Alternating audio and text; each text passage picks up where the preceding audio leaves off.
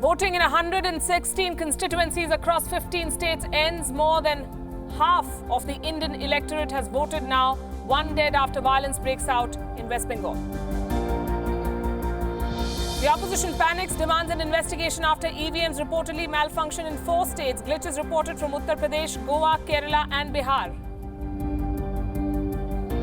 Legal troubles mount for Rahul Gandhi over his Rafale statements. The Supreme Court issues a notice to the Congress president asking why he should not be held in contempt.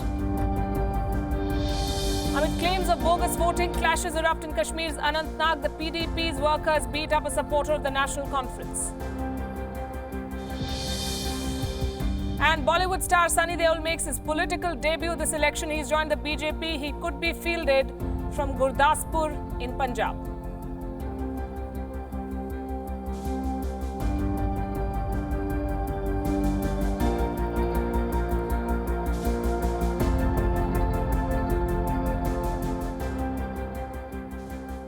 Third phase is over, 4 more to go, 6 states in fact, more than 300 seats, more than 56% of India's voters have already voted. Hello and welcome to an all-new episode of India Election Watch. I'm Palki Sharma Upadhyay, and as always, we have an action-packed 30 minutes for you. The latest updates, the simplest analysis, precise and unbiased. We are bringing objectivity back to the news. Let's begin with the day's highlights. Phase 3 of polling is done. It was the biggest phase in this election, and with its conclusion, more than 50% of India has voted today. Let's take you through what happened during the day. 15 states and union territories voted. A total of 117 seats were on the line. The fate of 1,640 candidates has been sealed. Nearly 19 crore citizens were eligible to vote. This includes more than 9 crore men, almost the same number of women, and more than 7,000 transgenders. More than 2 lakh polling stations were set up only for today. This phase of polling was eventful for more reasons than one. At the heart of the action was the state of Gujarat. All 26 Lok Sabha constituencies voted.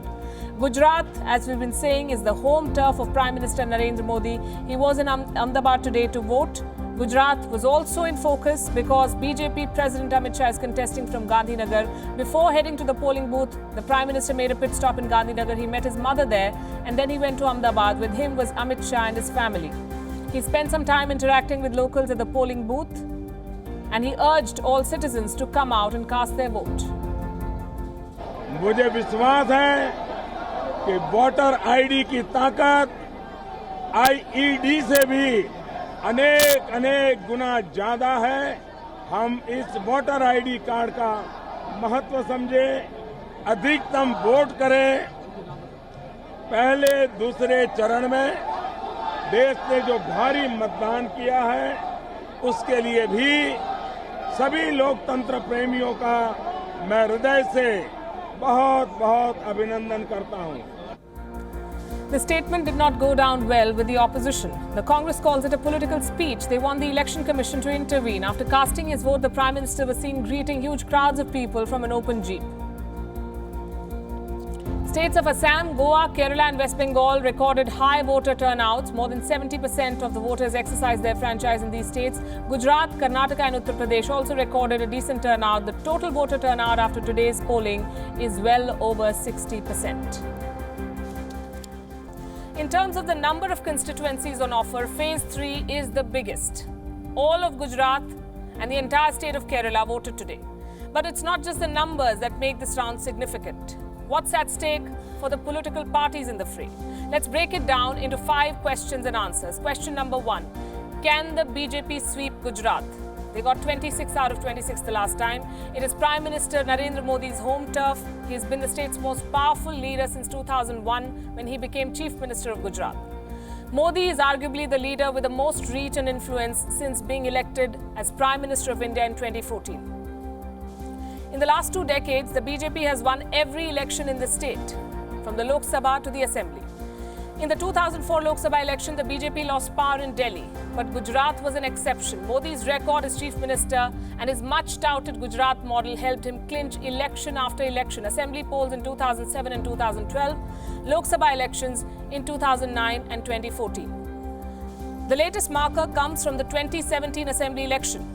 The Congress worked very hard in this election. They stepped up their campaign. It came after the GST, which hurt the textile industry and small traders in Gujarat. The Congress stitched an alliance with OBC leaders with strong voter base, Hardik Patel and Alpesh Thakur.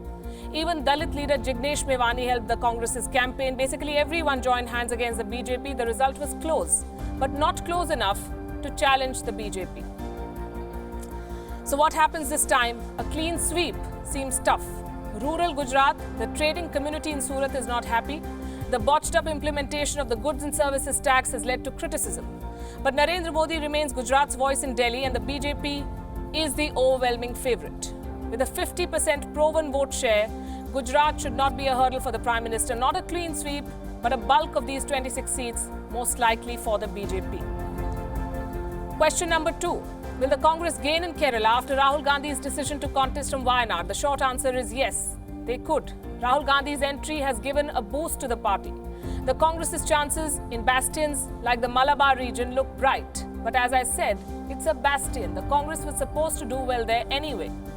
In 2014, the Congress won 5 out of the 7 seats in this region. The UDF won 12. The Left Alliance got 8. Kerala sends 20 MPs in all. Will the vote now be split this time? Realistically, in only 3 places: Thiruvananthapuram, Thrissur and Pathanamthitta. It's a 3-way race here. Elsewhere, it's a bipolar contest. If Kerala's elections are about a person, that person is not Rahul Gandhi. It is Pinarayi Vijayan, the Chief Minister and the star campaigner for LDF.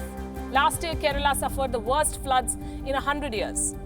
The left-front government claims credit for carrying out relief work on such a huge scale, but not everyone is cheering for their effort. Several reports, in fact, blame the state government for failing to manage dams. Another issue in Kerala's political scene is the violence that we've seen in the state in many districts. The Pinarayi Vijayan government has failed to curb it. Plus the Sabrimala protests, they have polarized the Conservatives and the Liberals in the state. All of this influences voter behavior. Vijayan should pose a major threat to the Congress in North Kerala, while the southern part of the state, which bore the brunt of the floods, could spring a surprise for the left. The Congress may keep its 12 seats, the seats that it currently has, but no one's predicting a surge for them. Question number 3. Who is winning the battles of the bastions? This round has many political dynasties fighting to save their citadels. Sharad Pawar's daughter Supriya Sule looking for a hat-trick in the Baramati seat in Maharashtra. She has been a very active parliamentarian. She remains popular. She looks set to gain from the anti-incumbency both at the state and the central level against the BJP.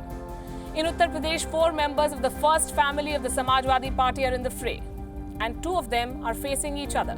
Mulayam Singh Yadav, the patriarch, is seeking re-election from Mainpuri. The last time he won both Azamgarh and Mainpuri. This, he says, is his last election. Mulayam's 2 nephews, Dharmendra Yadav and Akshay Yadav, are trying to retain Badaun and Firozabad. Akshay Yadav is the son of Mulayam's cousin, Ram Gopal Yadav. He is facing his own uncle, Shivpal Yadav, in Firozabad. Shivpal left the Samajwadi Party to create his own outfit, and no discussion on dynasties can be completed without a mention of the Gandhis, so here it is. In Pilibhit, the BJP's Varun Gandhi is locked in a tight contest with Hemraj Verma of the Samajwadi Party. Now, Varun's mother, Menaka Gandhi, won from Pilibhit in 2014. She's had this seat for 30 years.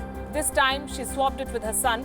So, Menaka will contest from Sultanpur. Despite being a 5-star constituency, Pilibhit remains devoid of development.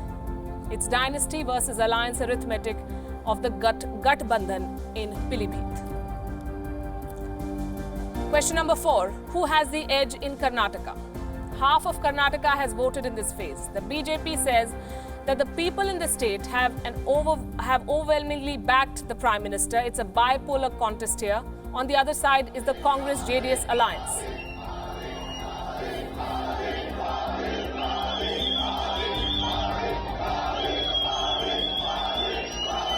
These are images from a railway station that the BJP has released, by the way. Now, the party is hoping to get, the Congress-JDS alliance, by the way, is hoping to get their poll math right to win back northern Karnataka, but they may have lost some in their own stronghold of southern Karnataka. The BJP has made gains there. Besides the Vokaligas, the Lingayats and the Kurubas may choose the BJP. These communities have backed either the Congress or the JDS in the past. Now these parties are together, but that may not apply to their vote bank. in their own rank and file, there is massive discontent. Local Congress leaders are angry with the party for giving away crucial seats to JDS. All of this could work in the BJP's favor. Dakshin Kannada is polarized, so maybe the BJP will retain the bulk of the 17 seats it won from the state, if not improve its tally. Karnataka has a total of 28. Question number 5, our last question. Will the BJP's Eastern Push yield any results? This is a region which the BJP has prioritized over the past few years. They want to challenge Naveen Patnaik in Odisha. The BJP has stepped up its efforts to make its presence felt in West Bengal. It's looking for significant gains from these two states, Odisha and West Bengal. The party also has an eye on Assam and other northeastern states which account for 25 MPs. Mamata Banerjee's Trinamool Congress is in the pole position in Bengal. The BJP is hoping to be a solid second, but its best chance is Odisha. Amit Shah, the BJP president, is confident they will breach Naveen Patnaik's fort. Several national leaders have campaigned hard here. When the results come out, one of the major states to watch would be Odisha. The BJP hopes to gain in the east what it loses in the heartland. Before this election began, the party was aiming for 35 to 40 seats. So how have they performed? Let's throw the question open. We have a special panel for you this evening. We have Professor Makaran Paranjpe, Director of the Indian Institute of Advanced Studies, with us from Shimla. And we have Smita Prakash, Editor at the Asian News International, with us from New Delhi. Good evening to both of you. Professor Paranjpe, if I could begin with you. Of the 117 constituencies that voted today, 66 went to the BJP the last time, 27 went to the Congress and allies. Does the BJP look like it can repeat what it did in 2014, or will there be losses this time too? No, I think they're going to improve their performance in this third phase of polling, simply because I don't expect heavy losses in Gujarat. See, Gujarat is a prestige issue. It's not a matter of local elections this time. It's not the assembly elections we are talking about. And fielding Amit Shah from Ahmedabad, from Gandhinagar, is a great idea, which is to say that Gujarat will always be throwing up national leaders, people who can actually play a very important role in the destiny of all of India. So for Gujaratis, the matter of Gujarati pride and asmita is very important. Secondly, all the three figures that were very carefully cultivated and mobilized against the BJP, Hardik Patel, Jignesh, as well as Alpesh, they're all almost not so important this time. You know that Alpesh has left the Congress fold. Hardik can't run for elections this time. He's been debarred. More importantly, the Patidar agitation has actually fizzled out. You know, the wind has been taken out of its sails because of the so-called economically, backward part of the forward caste getting some reservation. So I think the BJP is going to retain its position, if not 26 seats, pretty close to that. And I expect them, as you rightly said, to make major gains in the east. In Bengal also, you didn't mention Bengal, but you see the violence in Bengal has actually, quite, should I say, huge implications. And people in Bengal want to vote for the BJP to get out of that terrible state that Bengal has been reduced to. Right. You know, the brutalization of politics, the lumpenization, the crooks and the gundas, roaming freely on the streets of Bengal. So I expect not quite a BJP wave in Bengal. If not a BJP wave, then certainly a huge dent in Mamata's, stronghold. And Odisha, you're absolutely right. After all, Naveen Patnaik, who's seen as a very good leader at the state level, is not seen as somebody who can deliver at the national level. And you have other important leaders like Baijayant Panda, who have moved over to the BJP side. And Odisha is looking to play a much more important role in national politics, right, with major ministers and politicians. So I expect gains there. North Canara, Karnataka, as you rightly said, it's mostly Lingayat dominated, and it will remain with the BJP. The Lingayats, I think you said Lingayats voted against BJP. They didn't. It's the Vokaligas, the Gaudas, with Devegowda and others who went to who are, the traditional vote base of JDS and all. So I don't think that their Congress, JDS is going to do, very well or much better than they did in Karnataka. That leaves us with Kerala. Now, Kerala, BJP looks to make a beginning, even if it's 2 or 3 seats, that'll make, I think, an important symbolic gesture, Right. And at the same time, I think that stalwarts on the Congress side who have been extremely useful, in addition to being glamorous, like Shashi Tharoor, may find it harder going this time. I want to bring in Smita Prakash, who's been very, very patiently listening to both of us. Smita Prakash, with this phase over, all the 5 South Indian states have voted: Kerala, Karnataka, Andhra Pradesh, Telangana and Tamil Nadu. And both the national parties, the BJP and the Congress, are hoping to make gains. Who do you think has done better, both in terms of the campaign they've run and the seats they might win?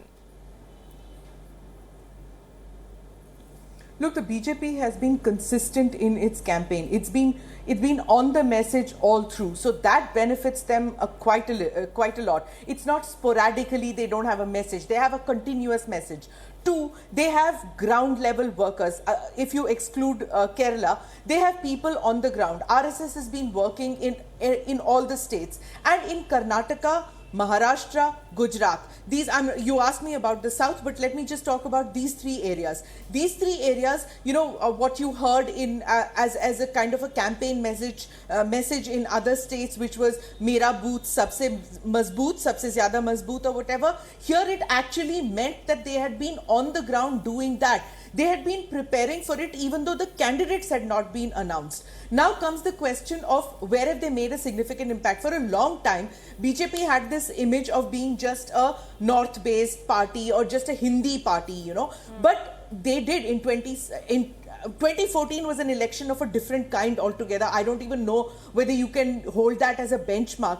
But they did break that mold to say that this was just a north-based party. Now, what happened in Karnataka, when you mentioned Lingayat vote, it wasn't exactly incorrect to say that the Lingayats voted against the BJP. See, the Congress did say that the Lingayats will be made a separate religion. Then what happened was that they suffered as a result of that, because many in the Lingayat community saw the Congress that they were breaking up the Lingayat community between Veerashaivas and the Lingayats. So as a result of that, Congress had to actually apologize after the Karnataka elections. Now what happened? In Karnataka elections, the JDS Congress was voted into, or not voted into power, they formed the government. But there is a latent disgust with what has happened with the way this coalition has worked. So there was this also, like you saw in Rajasthan, where the slogan was that Modi tumse vair nahi, Vasundhara teri khair nahi. The same situation is there in Karnataka, where they did not want BJP at the center, at the state probably, but for the center there is an absolute wave. I stick my neck out to say that in Karnataka there is a Modi wave, probably the only state in South India, but yes, there is a Modi wave in Karnataka. I've just got back from there. When it comes to the East, as the professor said, that in the East, it's new thrust that the BJP has done. You're seeing posters and hoardings, which none of us ever saw that in East India. These are posters and hoardings of Modi and the candidate, whereas you only see Naveen Patnaik in BJDs. I just got back day before yesterday from Orissa. You only see Naveen Patnaik's hoardings everywhere. But when you speak to the Udiyas, there is a lot of love that they have towards Patnaik.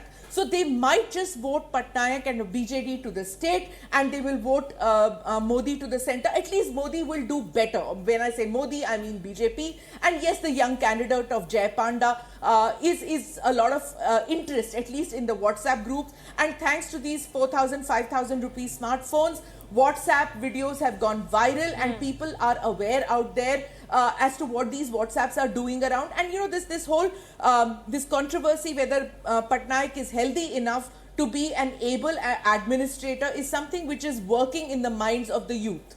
Right. So we've discussed the East, Gujarat and the South. Uttar Pradesh is relevant in every phase. It is voting in all the phases. Professor Paranjpe, one of the most important states certainly, and perhaps the toughest to decode as well, is the Congress's high decibel campaign delivering, or are they just working to split the vote? See, I think the Congress is going to improve its standing in several parts of the country, if not significantly, at least marginally. They can't do worse than 2 out of 80, so they will have to improve. Exactly. But what I wanted to say is something you pointed out earlier. This family orientation it's not just confined to the Congress. Even in Karnataka, Bangarappa's son, Deve Gowda's relatives, Gundu Rao's son, everybody, it's so family oriented. And it's not that the BJP is without its, lineages, but BJP is still seen as a professionally run party. So I think what's going to happen in UP is that the different regions will have different permutations and combinations. But when we started the campaign, when we started the election, the pollings, I thought that the BJP will lose many more states in the UP. Than many more seats in UP than I think now. So I've revised my opinion because the original calculation was that whatever you're going to lose in UP, you have to make up elsewhere. And, 70 seats, obviously they're not going to do as well. But I think that the number of seats that we thought would be reduced in UP, and not just me, pollsters and many other experts, I think that that number may not be as high as originally thought of. Smita, what is your take on which way UP is going? Anybody's guess, really. And it's really annoying, that UP holds the card in every election, and this election more so. Certainly won't be, the BJP will not do as well as it did in 2014. And interestingly, I mean, you're seeing the Samajwadi Party and the BSP in this Gathbandhan, which is very difficult to hold on to, because all said and done, now Shivpal Yadav split from Mulayam Singh Yadav, but Shivpal Yadav has not put a candidate against Mulayam Singh Yadav. Shivpal Yadav has not even put a candidate against Dimple Yadav. Now, Dimple Yadav is a wife of Akhilesh Yadav, and it is a different faction. They're fighting each other, and yet very conveniently don't put a candidate against each other. So will Shivpal Yadav go back to the Yadav family fold after the election? It's all very confusing. At the same time, with Priyanka campaigning so vigorously now, the Samajwadi Party, there were talks that Samajwadi Party might be in talks with Priyanka Gandhi and stuff like that. But then what happened was that the ground level worker of the Samajwadi Party is extremely anxious now because his vote is being cut with Priyanka campaigning for the Congress candidate. Suppose there's a Muslim candidate of the Congress and the Muslim candidate of the Samajwadi Party, with Priyanka campaigning for the Congress candidate, the anti-BJP vote gets split. So there's a confusion on the ground which is so difficult to tell as far as Uttar Pradesh is concerned.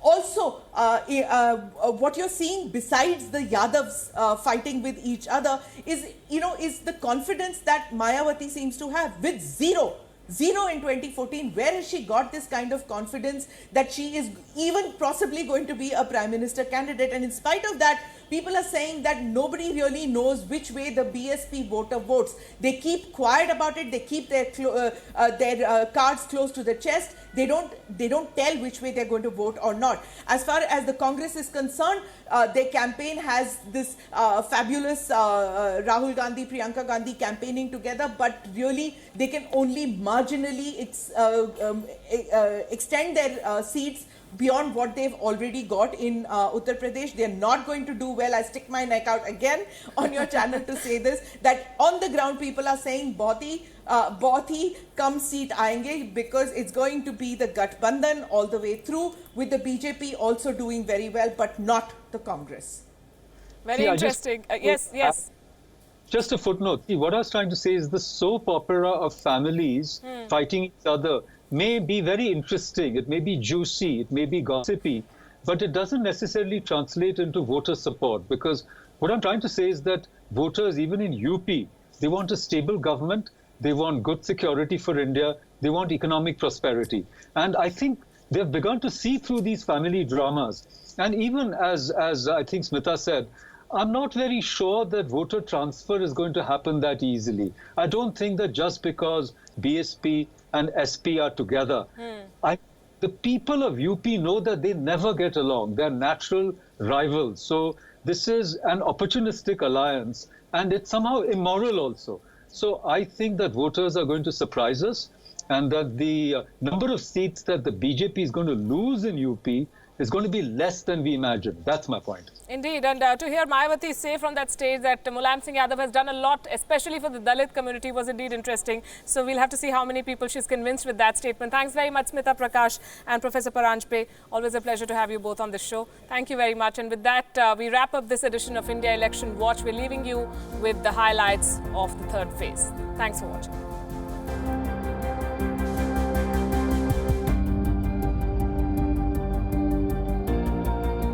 मुझे विश्वास है कि voter ID की ताकत IED से भी अनेक गुना ज्यादा है।